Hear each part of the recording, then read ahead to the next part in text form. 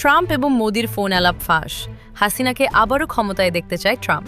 এদিকে চারদিক থেকে ফেঁসে যাচ্ছে বিএনপি সরকার। প্রতিশোধ নিতে প্রস্তুত আওয়ামী লীগ। হাসিনাকে মসনদে দেখতে চান খোদ মার্কিন প্রেসিডেন্ট ডোনাল্ড ট্রাম্প। যদিও তার পিছনে একটা কারণ রয়েছে। ওয়াকিবহাল মহলের ধারণা, বাংলাদেশের পট পরিবর্তনের জন্য আমেরিকা দায়ী। বেশ কিছু আশা নিয়ে তারা ইউনুসকে ক্ষমতায় বসিয়েছিল, কিন্তু ইউনুসকে সিংহাসনে বসিয়ে হিতে বিপরীত ফল পায় আমেরিকা। ফলে আমেরিকা চাইছে ইউনুসের অপসারণ এবং হাসিনার প্রত্যাবর্তন। দক্ষিণ এশিয়ার ভূরাজনীতিতে বইতে শুরু করেছে ভিন্ন হাওয়া। বিশেষ করে বাংলাদেশের প্রেক্ষাপটে এই ফোনালাপ কি বড় কোনো ঝড়ের পূর্বাভাস? দিল্লির আশ্রয়ে থাকা শেখ হাসিনা কি তবে ট্রাম্প মোদির রসায়নের ওপর ভর করে আবার ফিরছেন ঢাকায়, নাকি বাংলাদেশের ওপর আমেরিকার নিয়ন্ত্রণ আরও কঠোর হতে যাচ্ছে? তারেক রহমান যে সরকার, সেই সরকার আসলে কি করতে চাইছে? তারা কি নতুন এক ভারসাম্য তৈরি করছে, নাকি এমন এক দড়ির ওপর হাঁটছে যেখানে একবার পা ফসকালেই ভেঙে পড়বে পররাষ্ট্রনীতি, অভ্যন্তরীণ রাজনীতি, এমনকি নিজেদের ক্ষমতার ভিত্তিও? কারণ ঘটনাগুলো আলাদা আলাদা নয়, সবই এক সূত্রে বাঁধা। হঠাৎ করে রাজনীতিতে আর একটা বড় আলোচনা শুরু হয়েছে গত দুদিন থেকে। সেটা হচ্ছে আওয়ামী লীগ এবার গত নির্বাচনে বিএনপির পক্ষে অবস্থান নিলেও, মানে অপ্রকাশিত, এটা পর্দার আড়ালে ঘটেছে। এবার আওয়ামী লীগ বিএনপির বিরুদ্ধে এক ধরনের প্রতিশোধের কার্যক্রম নিতে চলেছে। আসসালামু আলাইকুম দর্শক, সিগন্যাল বিডি চ্যানেলের নতুন একটি গুরুত্বপূর্ণ নিউজ ভিডিও নিয়ে আপনাদের মাঝে হাজির হলাম। প্রিয় দর্শক, বাংলাদেশের বর্তমান রাজনৈতিক প্রেক্ষাপট জানতে যারা এই ভিডিওটিতে ক্লিক করেছেন তাদের সবাইকে বলবো আপনারা ধৈর্য সহকারে পুরো ভিডিওটি দেখতে থাকুন, কারণ এই ভিডিওটিতে এমন কিছু তথ্য বা উপাত্ত শেয়ার করা হয়েছে যা জানলে আপনারা অবাক হবেন। প্রিয় দর্শক, ইতিমধ্যে আপনারা অনেকগুলো ভিডিওর অংশবিশেষ দেখে নিয়েছেন এবং আশা করি দেখেই বুঝতে পেরেছেন আজকের ভিডিওটি কতটি গুরুত্বপূর্ণ এবং আকর্ষণীয় হতে চলেছে। এখনো যারা আমাদের চ্যানেলটি সাবস্ক্রাইব করেননি তাদের সবাইকে বলবো আমাদের চ্যানেলটি সাবস্ক্রাইব করে পাশে থাকা বেল আইকনটি অন করে দিবেন। আর যারা ইতিমধ্যেই সাবস্ক্রাইব করেছেন তাদেরকে অসংখ্য ধন্যবাদ। তো প্রিয় দর্শক, চলুন আর কথা বাড়াবো না, একটি লাইক দিয়ে মূল ভিডিওতে যাওয়া যাক। 14ই এপ্রিল বাংলাদেশ যখন বাংলা নববর্ষ উদযাপনে ব্যস্ত, ঠিক তখনই ভারতের প্রধানমন্ত্রী নরেন্দ্র মোদী এবং মার্কিন প্রেসিডেন্ট ডোনাল্ড ট্রাম্পের মধ্যে প্রায় 40 মিনিট কথা হয়। হোয়াইট হাউস থেকে জানানো হয় আলোচনা হচ্ছে মধ্যপ্রাচ্য পরিস্থিতি এবং হরমোজ প্রণালীর নিরাপত্তা নিয়ে। কিন্তু কূটনৈতিক বিশ্লেষকদের নজর কেড়েছে মার্কিন রাষ্ট্রদূত সার্জিও গোরের একটি মন্তব্য। তিনি বলেছেন, প্রেসিডেন্ট ট্রাম্প মোদিকে নিয়মিত সব কিছু খবর জানান। ভাবুন তো, বিশ্বের সবচেয়ে ক্ষমতাধর মানুষটি ভারতের প্রধানমন্ত্রীকে বলছেন, উই অল লাভ ইউ, অর্থাৎ আমরা সবাই আপনাকে ভালোবাসি। এই ভালোবাসা কি কেবল ব্যক্তিগত, নাকি এর আড়ালে লুকিয়ে আছে দক্ষিণ এশিয়ায় ভারতের হাতকে শক্তিশালী করার কোনো গোপন গ্রিন সিগন্যাল? চলুন একটু পেছনে ফিরে তাকানো যাক। 2024 সালের 5ই আগস্ট বাংলাদেশের ছাত্র জনতার অভ্যুত্থানে পতন ঘটে দীর্ঘ 16 বছরের আওয়ামী লীগের শাসনের। রাজনৈতিক মহলে একটি বড় অংশ বিশ্বাস করে জো বাইডেন প্রশাসনের প্রত্যক্ষ চাপ আর পরিকল্পনাই ছিল এই পরিবর্তনের মূল কারিগর। বাইডেন জামানায় ডক্টর ইউনুসের অন্তর্বর্তী সরকারের সাথে আমেরিকার সখ্যতা পৌঁছে যায় অনন্য উচ্চতায়। সবাই ভেবেছিল ট্রাম্প ক্ষমতায় এলে হয়তো পাশার দান উল্টে যাবে, কারণ ট্রাম্প আর মোদির বন্ধুত্ব দীর্ঘদিনের। 2025 সালের ফেব্রুয়ারিতে ট্রাম্প যখন হোয়াইট হাউসে মোদিকে পাশে বসিয়ে বলেছিলেন, বাংলাদেশ ইস্যু আমি প্রধানমন্ত্রী মোদির ওপরেই ছেড়ে দেব, তখন আওয়ামী লীগ শিবিরের আশার আলো জ্বলে উঠেছিল। কিন্তু বাস্তবতা ছিল কঠিন। ট্রাম্পের দায়িত্ব নেওয়ার পরও দিল্লির সাথে ওয়াশিংটনের সম্পর্ক নানা ইস্যুতে টানাপোড়েন দেখা দেয়। আর বাংলাদেশে ডক্টর ইউনুস সরকার ভারতের সাথে একের পর এক তিক্ততা বাড়িয়েই চলেছিল। বিশ্লেষকরা বলছেন, আমেরিকার ডেমোক্র্যাটদের যে মাস্টার প্ল্যান বাংলাদেশে কার্যকর হয়েছে তা এতই সুসংগঠিত যে ভারত সেখানে কার্যত কোনো ভূমিকাই রাখতে পারছিল না। আওয়ামী লীগ নিষিদ্ধ হয়েছে, দলটিকে ছাড়াই নির্বাচন হয়েছে এবং বিএনপি ক্ষমতায় বসেছে। শেখ হাসিনা দিল্লিতে বসে বারবার ফেরার ঘোষণা দিলেও মাঠের পরিস্থিতি ছিল প্রতিকূল, কারণ ওয়াশিংটনে গ্রিন সিগন্যাল ছাড়া দিল্লির পক্ষে বাংলাদেশের অভ্যন্তরীণ বিষয়ে হস্তক্ষেপ করা প্রায় অসম্ভব হয়ে পড়েছিল। তাহলে ট্রাম্প মোদির এই 40 মিনিটের ফোনালাপ কেন এখন গুরুত্বপূর্ণ? প্রথমত, ট্রাম্পের সেই ভালোবাসা প্রকাশের অর্থ হলো ট্রাম্প প্রশাসন এখন ভারতকে দক্ষিণ এশিয়ার লিডার হিসাবে পূর্ণ স্বীকৃতি দিচ্ছে। দ্বিতীয়ত, মধ্যপ্রাচ্য নিয়ে আলোচনার আড়ালে বাংলাদেশ ইস্যু অবধারিতভাবে এসেছে, কারণ দক্ষিণ এশিয়ায় ভারতের নিরাপত্তা বিঘ্নিত হওয়া মানে আমেরিকার কৌশলগত ক্ষতি। তৃতীয়ত, বাংলাদেশ যদি চীনের সঙ্গে বেশি ঘনিষ্ঠ হয় বা রাজনৈতিক স্বার্থের সাথে না মেলে, তবে ট্রাম্প খুব সহজেই ভারতকে বলবেন আপনারাই ব্যবস্থা নিন। এখন প্রশ্ন হলো, মোদি কি ট্রাম্পকে রাজি করাতে পেরেছেন? শেখ হাসিনা কি ফিরতে পারবেন? সমীকরণটি কিন্তু জটিল।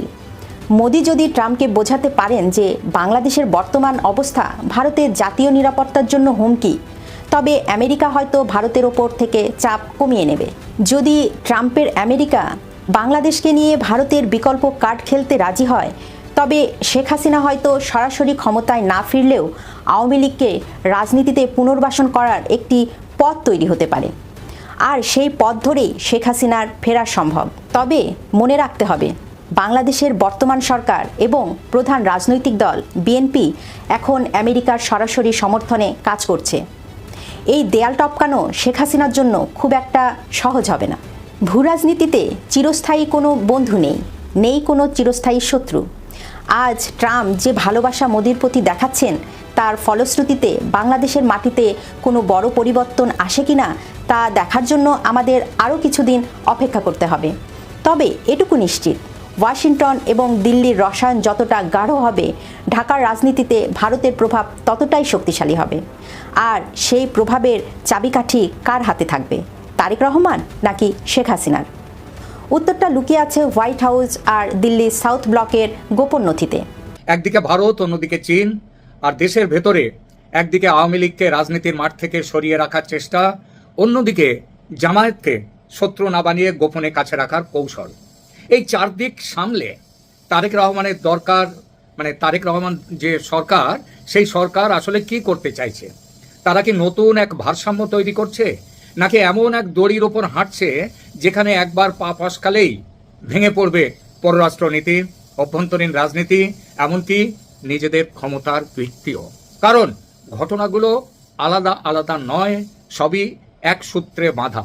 দেখুন, 7 এপ্রিল দিল্লিতে খলিলুর রহমানের শপথ, বিজেপির সভাপতির উদ্দেশ্যে বিএনপি দলের সভাপতি তারেক রহমানের চিঠি, এস জয়শঙ্করের সঙ্গে বৈঠক, ভিসা ও সম্পর্ক পুনর্গঠনের আলোচনা, তেলের চাহিদা আর সারের চাহিদা, এসবের পরেই চীনের কমিউনিস্ট পার্টির আমন্ত্রণে বিএনপির উচ্চ পর্যায়ের প্রতিনিধি দলের চীন সফরে যাওয়া।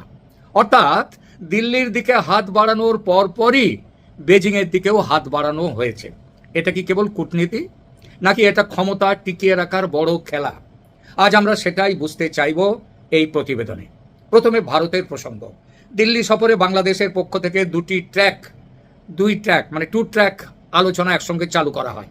সরকারি ট্র্যাক এবং দলের ট্র্যাক, দলীয় ট্র্যাক।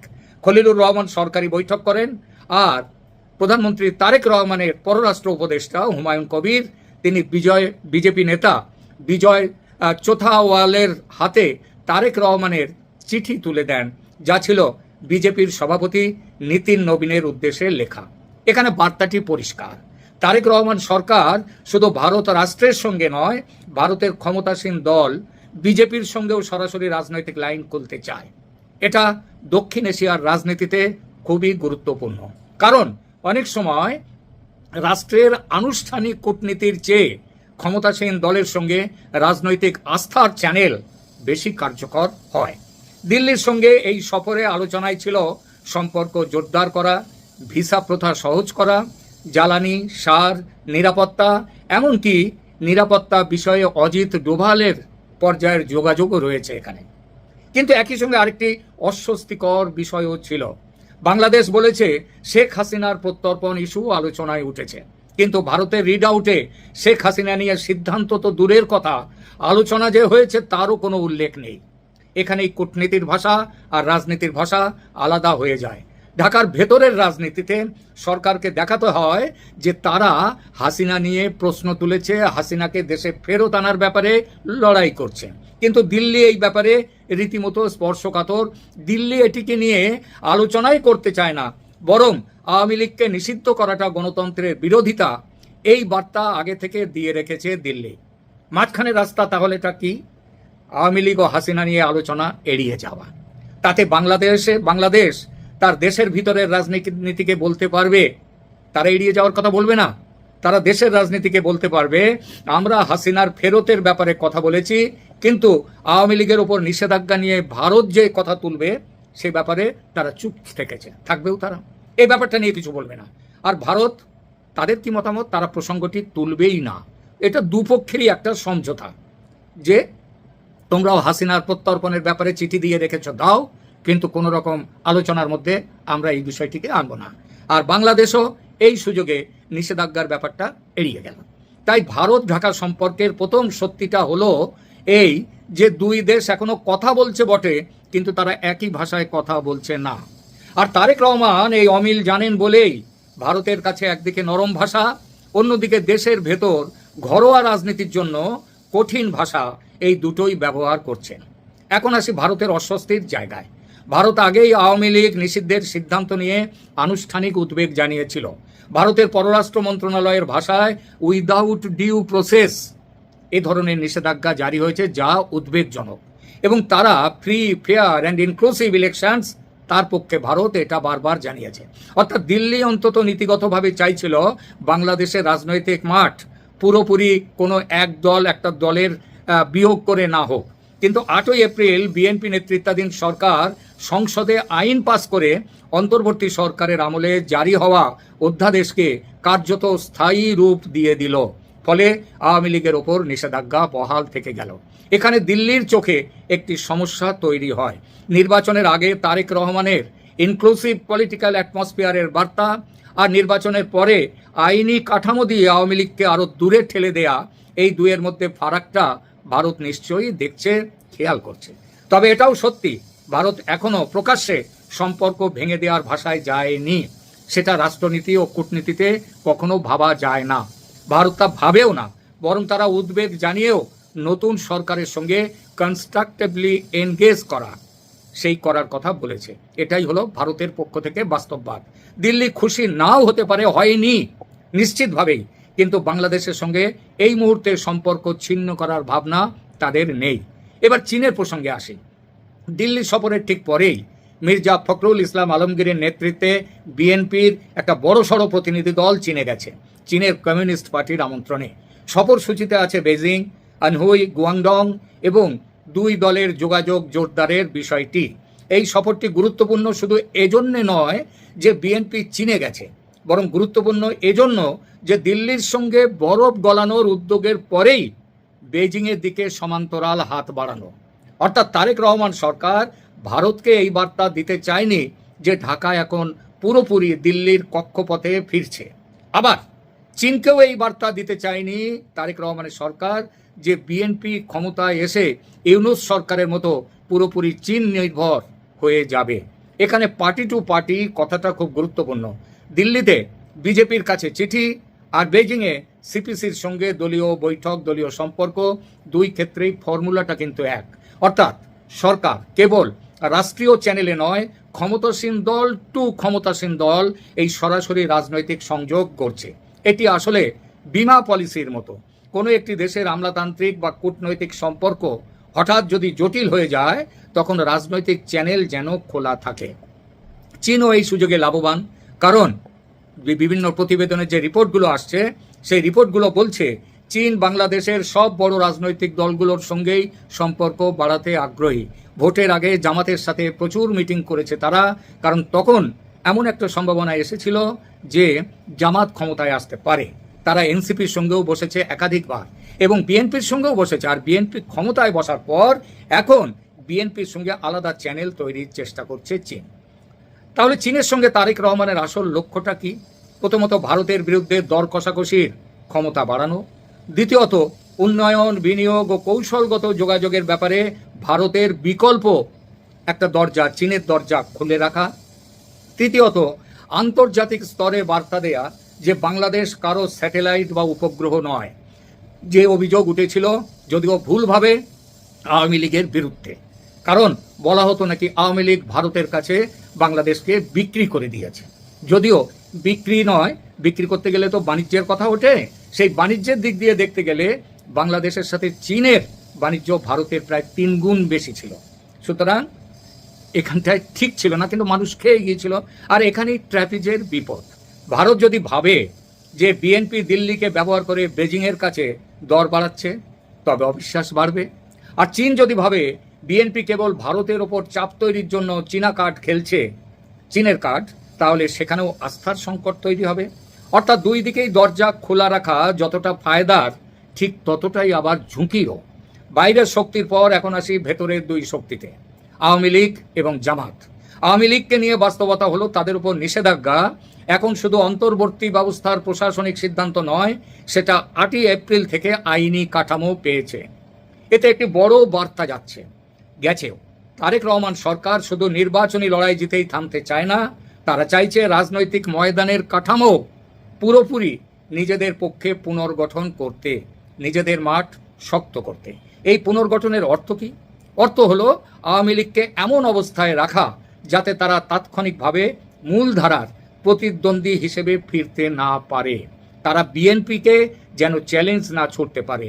সেই সঙ্গে মুক্তিযুদ্ধের সপক্ষে আওয়ামী লীগের যে ব্যাপক সমর্থন, সেই সমর্থনকে নিজেদের দিকে টেনে আনা, এটাই বিএনপির ফর্মুলা এটাই। আর এখানেই দিল্লির অস্বস্তি বোঝা যায়, কারণ ভারত প্রকাশ্যে ইনক্লুসিভ ইলেকশনের কথা বলেছে সেই প্রথম থেকে, আর আওয়ামী লীগকে লং টার্ম পলিটিক্যাল এক্সাইল, রাজনৈতিক নির্বাসনের দিকে ঠেলে দিলে সেটা ভারতের সেই ঘোষিত অবস্থানের সঙ্গে সাংঘর্ষিক হয়ে যায়।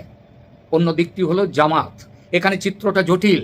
একদিকে গুঞ্জন আছে ভবিষ্যতে ক্ষমতার কোনো বিন্যাসে জামাতের জন্য বড় ভূমিকা রাখার কথা চিন্তা হচ্ছে, এমনকি উপপ্রধানমন্ত্রীর মতো পদের কথাও শোনা যাচ্ছে। কিন্তু এসবের কোনো আনুষ্ঠানিক নিশ্চিতকরণ নেই। নিশ্চিত খবর থাকার কথা উঠবে এই ব্যাপারটি প্রকাশ হলে। যতদিন তা না হয় ততদিন এটা জল্পনা। তবে মনে রাখতে হবে, জল্পনা তৈরি হয় সম্ভাব্যতা থেকে। অনেক সত্যি, অনেক বাস্তব প্রথমে জল্পনা বা গুঞ্জন হয়ে উঠে আসে, পরে বাস্তবে রূপ পায়। তারেক রহমান নিজে রয়টার্সকে বলেছেন তিনি জামাতের সঙ্গে ঐক্যের সরকার গঠন করতে চান না, কারণ তাতে কার্যকর বিরোধী দল থাকবে না। জামাত তাই সরকারি দল নয়, বিরোধী দল হিসেবে থাকবে। কিন্তু তিনি তো এটাও বলেছিলেন যে তিনি কোনো দলকে নিষিদ্ধ করার পক্ষে নন। সুতরাং রাজনীতিবিদদের কাছে, এবং বিশেষ করে বাংলাদেশের রাজনীতিবিদদের কাছে এই ধরনের কথার খেলাপিটা এই মুহূর্তে অন্তত বড় কথা নয়। এই দুইয়ের মধ্যে কোনটি সত্য? সম্ভবত সত্যিটা আছে মধ্যিখানে। তারেক রহমান নিশ্চিতভাবে প্রকাশ্যে জামায়াতের সঙ্গে সরকার গড়ার কথা বলবেন না, কিন্তু একই সঙ্গে জামাতকে এমন মাত্রায় শত্রু বানাবেন না যাতে বিরোধী ভোট, ইসলামপন্থী ভোট বা রাস্তায় প্রভাবশালী সংগঠিত শক্তি পুরোপুরি বিএনপির এবং তারেক রহমানের বিরুদ্ধে যায়। এটি হলো কন্ট্রোলড ডিস্ট্যান্স রাখার চেষ্টা, অনেক ভেবে চিন্তে হিসেব নিকেশ করে দূরত্ব রাখার চেষ্টা। শত্রুও নয়, মিত্রও নয়, কিন্তু দরকারে ব্যবহারযোগ্য এক রাজনৈতিক দূরত্ব। আর এখানেই ট্র্যাপিজের সবচেয়ে ঝুঁকিপূর্ণ দড়ি। আওয়ামী লীগকে চেপে রাখা, কিন্তু জামাতকে পুরোপুরি ঠেকিয়ে না দেয়া, পুরোপুরি তাদেরকে দমন না করা, এই সমীকরণ বাংলাদেশের ভেতরে যেমন উত্তেজনা বাড়াতে পারে, তেমনি বাইরে ভারতকেও চিন্তিত করতে পারে। প্রিয় দর্শক, ইতিমধ্যে আপনারা আমাদের পুরো ভিডিওটি দেখেছেন। ভিডিওটি দেখে কি জানলেন এবং বুঝলেন, অবশ্যই আপনাদের মূল্যবান মতামতটি আমাদের কমেন্ট বক্সে জানাতে ভুলবেন না। এখনো যারা আমাদের চ্যানেলটি সাবস্ক্রাইব করেননি তাদের সবাইকে বলবো আমাদের চ্যানেলটি সাবস্ক্রাইব করে পাশে থাকা বেল আইকনটা অন করে দিবেন এরকম নিত্য নতুন প্রতিদিন গরম গরম নিউজ আপডেট পেতে। ধন্যবাদ সবাইকে।